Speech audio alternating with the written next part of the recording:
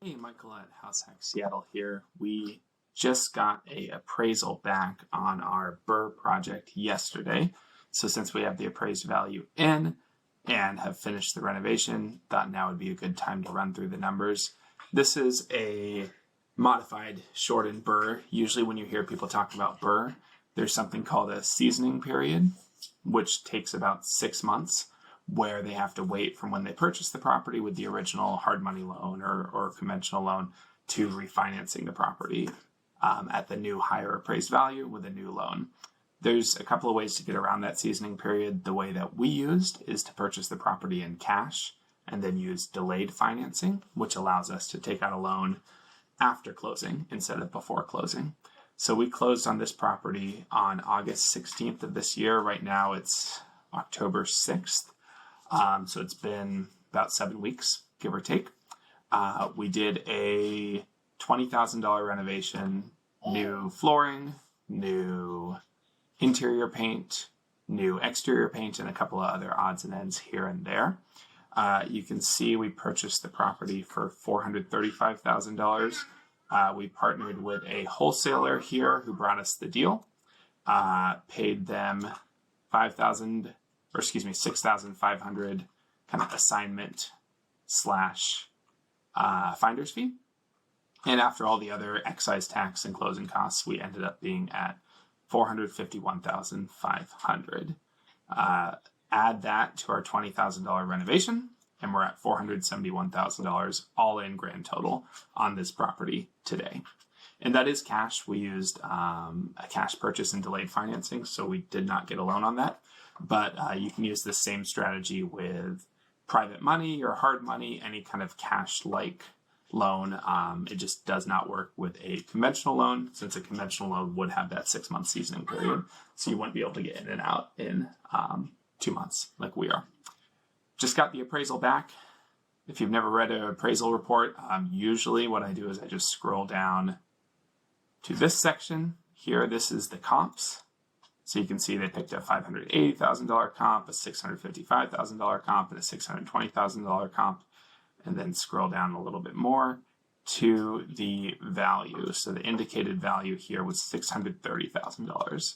So purchased for $451,000, put $20,000 in, $471,000 all in. Bank says it's worth $630,000. So numbers are good on this one. To run through them, I added a new tab to our HouseHack Seattle spreadsheet. So we've always had this long-term rental ROI, which is useful for analyzing long-term rentals, short-term rental ROI to analyze Airbnbs, and the Rehab calculator here to analyze rehabs and put a price to various rehab projects based on our Seattle market today. So there's a brand new tab here now, BRRRR ROI, to analyze BRRRR properties. So running through this, I'll show you what we've done. All of the yellow cells are editable. All of the gray cells are formulas, so don't edit those. Those will fill automatically. And all the green cells are also formulas, but they're highlighted in green since they're your kind of ROI, the numbers to actually really pay attention to. So here's our purchase price at $451,000. $20,000 fix-up budget.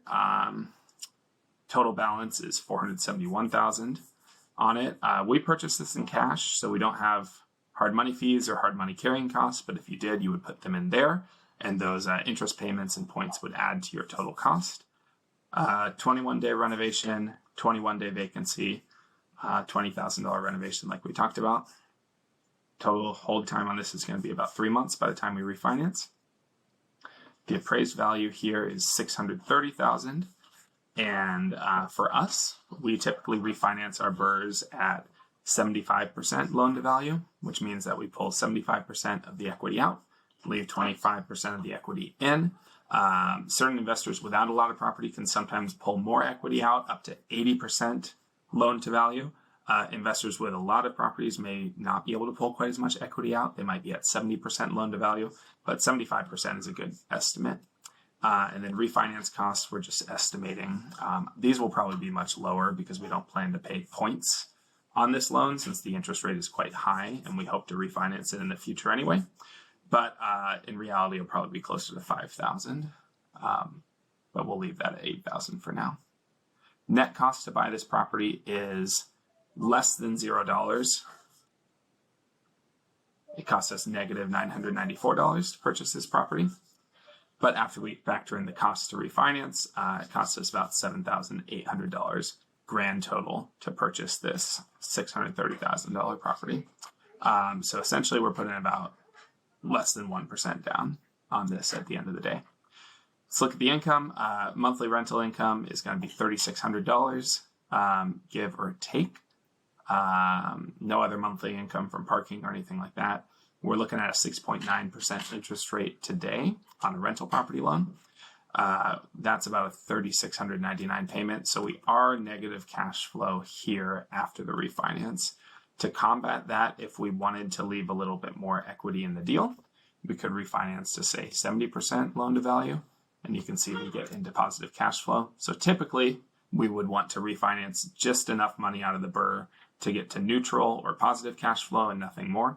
And unless you desperately needed that cash, you could pull it all out. But usually we would rather leave a little bit more money in the deal here, $38,000, still purchasing for about 5% down or less, and have that positive cash flow compared to pulling too much money out and having the property be negative. But that's personal preference there, depending on how important the cash is to you. Scrolling down here, we're going to look at equity created. We created 25% equity in this property. So essentially that's the difference between our all-in cost at $471,000 and the value at $630,000. Ends up being $158,000 of equity created. This looks at the ROI at the purchase price and at the appraised value. So the gross rent multiplier at the purchase price, which is $471,000, 10.9, love it, great. GRM at the appraised value, 14.5. That's pretty common with BRRRRs. Unfortunately, the downside of BRRRRs is that you essentially get a free house, right? So we're buying this house for essentially just closing costs, less than closing costs. We're getting the house if we remove the closing costs for negative $994. But by pulling all that money out, you do have a rather large loan, and you've added a lot of value to the property. So when you look at the loan or the value that you've created, the rental property tends to be pretty neutral. But that's not the point of BRRRR. The point of BRRRR isn't to cash flow. The point of BRRRR is to get properties for free or close to free. Principal pay down here. This is why BRRRR is still a good strategy. Not only did we create $158,000 worth of equity out of thin air, and of course we could sell this tomorrow and profit that $158,000 minus selling costs, but we also are paying down our principal. So even though we're cash flowing negative $99 a month, we are actually paying our principal down $950,000 a year, a month, $11,000 a year.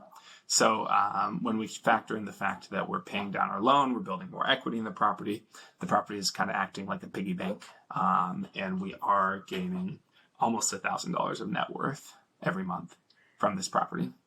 So BRRRR is definitely more of a net worth play than a cash flow play. It costs us almost nothing to buy this property, but it also doesn't cash flow. But we're adding $158,000 to our net worth in less than 3 months. And then every month after that, we're going to add an additional $1,000 to our net worth in perpetuity until we pay the property off. And then, of course, then the entire amount here, the $3,600, would be cash flow. If you have any questions about the spreadsheet or BRRRR in general, feel free to reach out to me.